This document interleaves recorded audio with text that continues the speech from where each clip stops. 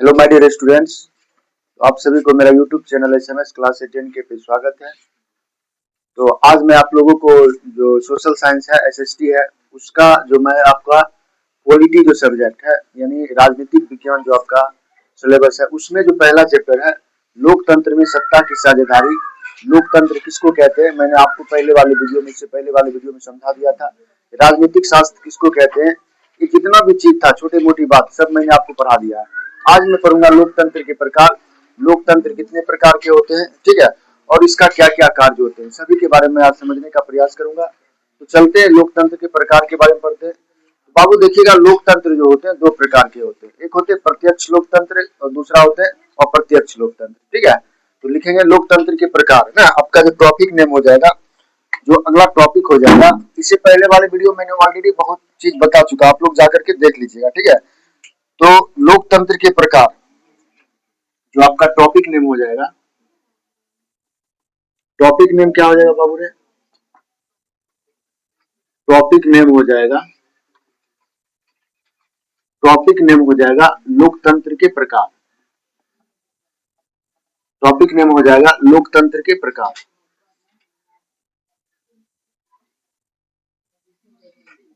लोकतंत्र के प्रकार, टॉपिक नेम क्या हो जाएगा लोकतंत्र के प्रकार, ठीक है। तो लोकतंत्र के क्या क्या प्रकार हैं देख लेते हैं। तो बाबू ध्यान देना, लोकतंत्र जो होते हैं, अरे याद रख, लोकतंत्र के प्रकार के बारे में देखेंगे। लोकतंत्र कितने प्रकार के होते हैं देखते हैं बाबू। अगर लोकतंत्र के प्रकार की बात किया जाए तो लोकतंत्र जो होते हैं ये दो प्रकार के होते हैं। कितने प्रकार के होते हैं, ये लोकतंत्र के जो प्रकार होते हैं बाबू ये कितने प्रकार के होते हैं, ये दो प्रकार के होते हैं। पहला जो हो गया आपका, पहला हो जाएगा प्रत्यक्ष लोकतंत्र। पहला क्या हो जाएगा, प्रत्यक्ष लोकतंत्र, प्रत्यक्ष लोकतंत्र। और दूसरा क्या हो जाएगा बाबू रे, दूसरा हो जाएगा अप्रत्यक्ष लोकतंत्र, अप्रत्यक्ष लोकतंत्र, अप्रत्यक्ष लोकतंत्र, ठीक है। यानी जो लोकतंत्र होते हैं वो दो प्रकार के होते हैं, एक होते प्रत्यक्ष लोकतंत्र, दूसरा होते अप्रत्यक्ष लोकतंत्र, समझ गए। लोकतंत्र कितने प्रकार के होते हैं, लोकतंत्र होते हैं दो प्रकार के, पहला हो गया प्रत्यक्ष लोकतंत्र और दूसरा हो गया अप्रत्यक्ष लोकतंत्र। और लोकतंत्र किसको कहते हैं मैंने ऑलरेडी आपको पहले पहले एक वीडियो के माध्यम से समझा चुका हूँ, लिखा भी चुका हूँ। तो आप लोग प्लीज पहले पिछला वीडियो जाकर के पॉलिटी का देख लीजिएगा, तब इसको देखेगा, तब ज्यादा बेटर समझ आएगा, ठीक है। अब देखते बाबू, आपने देखा कि लोकतंत्र दो प्रकार के होते हैं, एक होते प्रत्यक्ष लोकतंत्र, दूसरा होते अप्रत्यक्ष लोकतंत्र। अब हम देखेंगे प्रत्यक्ष लोकतंत्र किसको कहते हैं, तो पहले लिख लेते हैं उसके बाद समझ जाएंगे। तो लिखेंगे पहला जो होगा प्रत्यक्ष लोकतंत्र, लिख करके दे दीजिए, प्रत्यक्ष लोकतंत्र। प्रत्यक्ष लोकतंत्र लिख करके क्या करेंगे, डैश देंगे, लिखेंगे वैसा लोकतंत्र जिसमें जनता, वैसा लोकतंत्र जिसमें जनता, जिसमें जनता, जिसमें जनता सीधे सरकार को चुनती है, सीधे सरकार, सीधे सरकार को चुनती है, सीधे सरकार क्या करती है,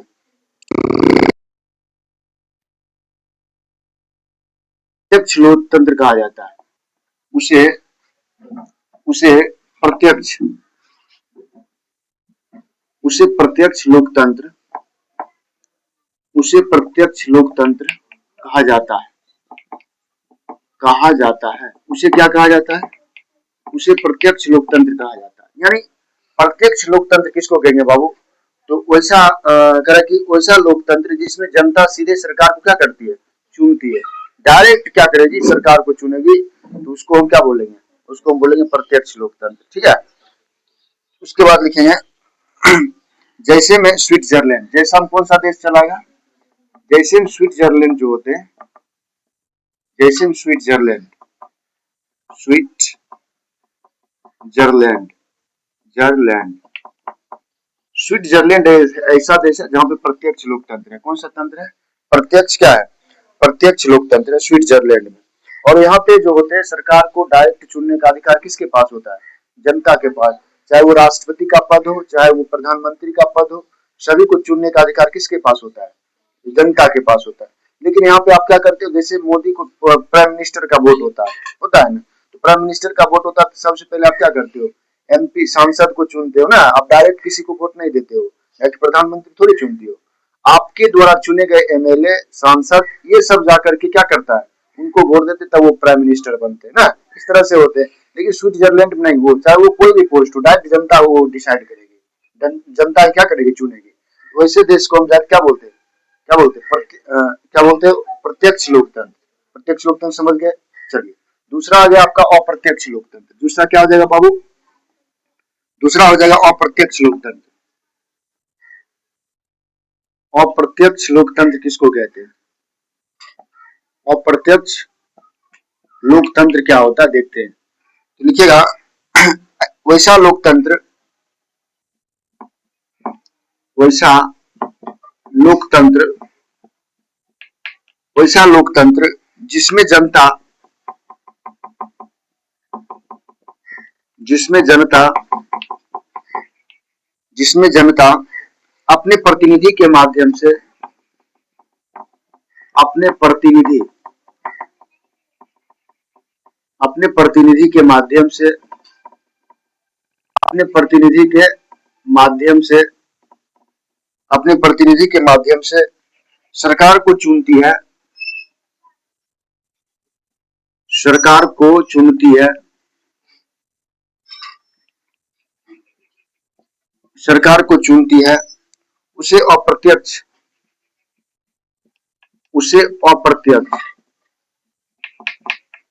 उसे अप्रत्यक्ष लोकतंत्र कहा जाता है, उसे अप्रत्यक्ष लोकतंत्र कहा जाता है, उसे अप्रत्यक्ष लोकतंत्र कहा जाता है। उसे क्या कहा जाता है बाबू, अप्रत्यक्ष लोकतंत्र का। जैसे भारत, जैसे कौन सा देश हो गया, भारत में कैसा लोकतंत्र है, अप्रत्यक्ष लोकतंत्र। आप क्या मोदी डायरेक्ट खड़ा होते हैं यहाँ पे? नहीं, जी को जो मतलब आप मोदी जी के द्वारा प्रतिनिधित्व खड़ा जो होते हैं उसको हम क्या करते हैं, डायरेक्ट वोट करते हैं ना। और बाबू तो करा वैसे लोकतंत्र जिसमें जनता अपने प्रतिनिधि के माध्यम से सरकार को क्या करती है, चुनती है, उसे हम क्या बोलते हैं, अप्रत्यक्ष लोकतंत्र कहते हैं। यानी कहा कि जैसे आपने देखा कि आपके क्षेत्र से जो एमएलए जी है ना, वो कुंदन जी है ना, कुंदन जी है, तो कुंदन जी किन किन के पार्टी से, बीजेपी पार्टी से। सांसद गिरिराज जी सिंह है, तो उनके द्वारा जो चुना गया है ना, तो वो मोदी जी के द्वारा खड़ा हुए हैं। तो ये सब चीज जो होते हैं ये किसी प्रतिनिधि के माध्यम से सरकार को चुनती है, उसे अप्रत्यक्ष लोकतंत्र कहते हैं। ठीक है, वो डायरेक्ट क्या करती है, सरकार नहीं चुनती है। ठीक है, डायरेक्ट वो क्या करती है, डायरेक्ट सरकार आपको चुनने का अधिकार जिस देश में नहीं होता है जनता के पास, वो देश क्या कहलाता है, अप्रत्यक्ष लोकतंत्र कहलाता है। क्या कहलाता है, अप्रत्यक्ष। तो प्रत्यक्ष लोकतंत्र और अप्रत्यक्ष लोकतंत्र समझ गए, कोई दिक्कत यहाँ तक? चलिए आगे हम देखते हैं कि अब देखिए सत्ता की साझेदारी शब्द आता है कि सत्ता की साझेदारी क्या होती है। एक शब्द और आता है सत्ता की साझेदारी, देख लेते हैं।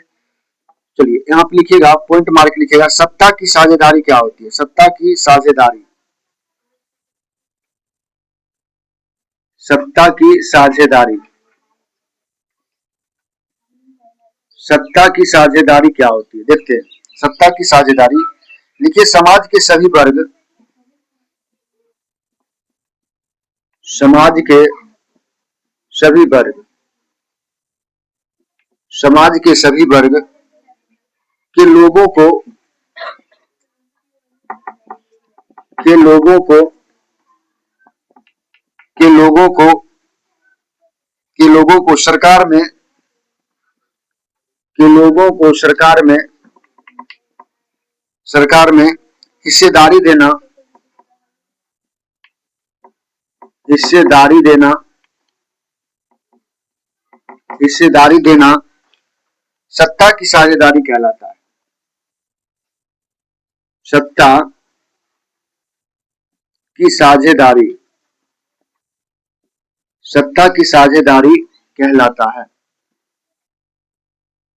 कहलाता है, सत्ता की साझेदारी कहलाता है।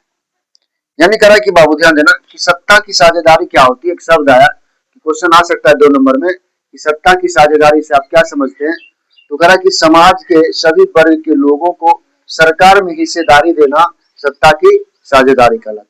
यानी सरकार का कोई भी अगर बिल पास होता है, सरकार का अगर कोई योजना भी पास होता है, अगर उसमें यानी उस देश में रह रहे, उस समाज में रह रहे सभी कास्ट, चाहे वो छोटे हो, चाहे वो बड़े हो, चाहे वो ऊंच हो, चाहे वो नीच हो, अगर सभी को सरकार के उस नियम से, सरकार की उस योजना से लाभ मिलता हो, अर्थात सरकार के द्वारा बनाए गए उस योजना को क्या बोलेंगे? सत्ता की साझेदारी बोलेंगे। क्या बोलेंगे बाबू? सत्ता की साझेदारी बोलेंगे। तो सत्ता की साझेदारी आप समझ गए किसको कहते हैं।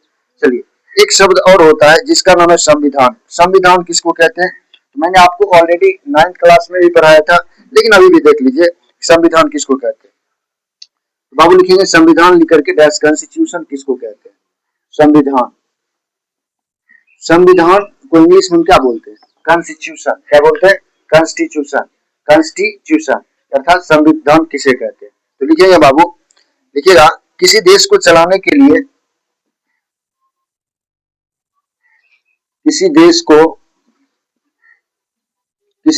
चलाने के लिए, किसी देश को चलाने के लिए, किसी देश को चलाने के लिए, किसी देश को चलाने के लिए जिस नियम कानून की जरूरत होती है, जिस नियम कानून की, जिस नियम कानून की जरूरत होती है, जिस नियम कानून की जरूरत होती है, जिस नियम कानून की क्या होती है? जरूरत होती है, जरूरत होती है, उसे संविधान कहा जाता है। उसे संविधान कहा जाता है। संविधान कहा जाता है। उसे संविधान कहा जाता है। यानी कहा कि किसी देश को चलाने के लिए जिस नियम कानून की जरूरत होती है उसे क्या कहते हैं? संविधान कहते हैं। या अपने भाषा में फिर से लिख सकते हो कि संविधान एक वैसी व्यवस्था है, एक वैसी, यानी किसी देश को चलाने के लिए जिस मूलभूत कानून की जरूरत पड़ती है, जिस नियम की जरूरत पड़ती है, और उस नियम को क्या करते हैं वहां की जनता और वहां की सरकार दोनों को क्या करता है? समान रूप से पालन करना पड़ता है। अर्थात हम कह सकते हैं वैसे मूलभूत नियम को क्या कहते हैं? संविधान कहते हैं। कोई दिक्कत यहाँ तक? और संविधान का पिता किसे कहा गया? Father of constitution. तो डॉक्टर बाबा साहेब भीमराव अम्बेडकर को कहा गया। किसको कहा गया? डॉक्टर बाबा साहेब भीमराव अम्बेडकर को संविधान का पिता कहा जाता है, फादर ऑफ कॉन्स्टिट्यूशन कहा जाता है। कोई दिक्कत यहाँ तक? यानी संविधान किसको कहते हैं? किसी देश को चलाने के लिए जिस नियम कानून की जरूरत होती है उसे संविधान कहा जाता है। सीधा बात याद रखना, ठीक है। अब देखिए एक शब्द आता है संविधान सभा किसको कहते हैं? ठीक है, क्या कहते हैं बाबू? संविधान सभा। यहां से मैं लिखता हूं, एक शब्द और आ जाएगा संविधान सभा। ठीक है, संविधान सभा को हम दूसरे वीडियो के माध्यम से समझाते हैं, ठीक है, इसको इतना रहने दीजिए ना। तो हम क्या करेंगे, ये थोड़ा मोटा सी बात है संविधान सभा में, क्योंकि उसके बारे में पूरी डिटेल्स में होगा ना, तो छोटे छोटे वीडियो समझने में भी ठीक रहेगा आपको भी, ठीक है। तो संविधान सभा का आप लोग देखे थे कि लोकतंत्र के प्रकार, लोकतंत्र 2 प्रकार थे, प्रत्यक्ष लोकतंत्र और अप्रत्यक्ष लोकतंत्र। प्रत्यक्ष लोकतंत्र किसको कहते हैं? सत्ता की साझेदारी, ये सब समझ गए, ठीक है बाबू। तो अब मैं संविधान सभा के बारे में आपको अगले वीडियो के माध्यम से समझाने का प्रयास करूंगा। बाबू मैंने जो भी था वो मैंने आसान भाषा में आपको समझाया था, ठीक है। अगर ये वीडियो पसंद आया हो तो मेरा यूट्यूब चैनल SMS क्लासेस 10 के को सब्सक्राइब करें, बेल आइकन दबा दें और अपने दोस्तों में ज्यादा से ज्यादा शेयर करें। धन्यवाद, फिर से मिलते हैं नेक्स्ट वीडियो।